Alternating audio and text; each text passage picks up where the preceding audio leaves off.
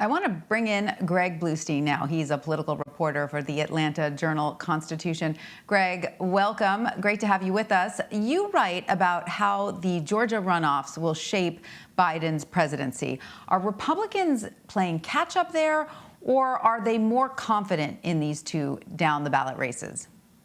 Yeah, I think I agree with what Ed was saying. Essentially, Democrats have built themselves a decent cushion when it comes to early vote, especially when it comes to mail-in ballots. We're not sure exactly how big that cushion is, but most of the operatives and analysts I've talked to say it could be about 200,000 votes. Republicans are now forced to play catch-up. They've got to climb out of that hole when it comes to election day turnout. Right now, we're seeing light turnout in many parts of the state.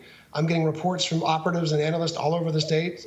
Some Republicans are despondent, some are optimistic. Same thing on the other side of the aisle. It's too early to tell, obviously, but we also don't think there will be any sort of definitive result tonight.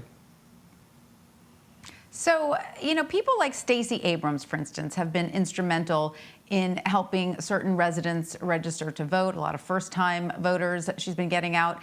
Which political party would you say has more of a grassroots organization in the suburbs and into the rural areas?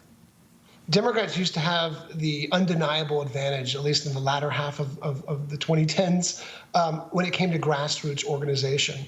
But during the pandemic, they went all virtual. Meanwhile, Republicans kind of filled in that gap.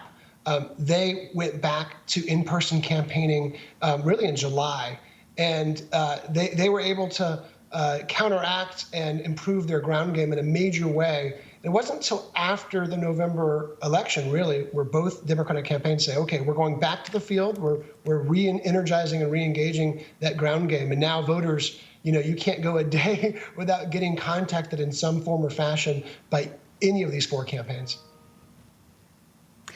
A lot of times the demographic in Georgia is framed as the black vote versus the white vote, but really it's a lot more complicated than that now in the Peach State. 20 minutes outside of Atlanta is the town of Clarkson. It's been called the most diverse square mile in America and the Ellis Island of the South because of its refugee population. Tell us a little bit about how the state's evolving demographics are playing out on the campaign trail and at the ballot box.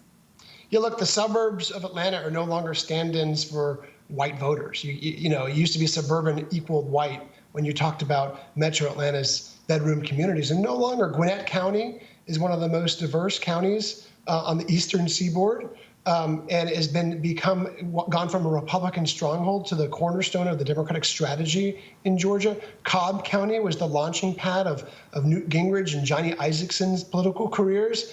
And now Cobb County is another key piece of the Democratic coalition. And Clarkston's in DeKalb County, which is the most important Democratic county in Georgia. These suburban areas that used to be represented by Republicans used to be so conservative that Democrats didn't even bother running for state offices. Well, now that's changed dramatically. It's so interesting, Greg, because of course, immigrant communities aren't necessarily going to vote Democratic. We know that the Republican Party makes inroads, all the time with immigrant communities. Have they been able to do that there in Georgia successfully?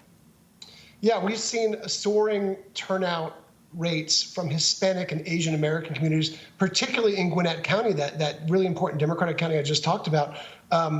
That have helped Democrats solidify their hold on the suburbs.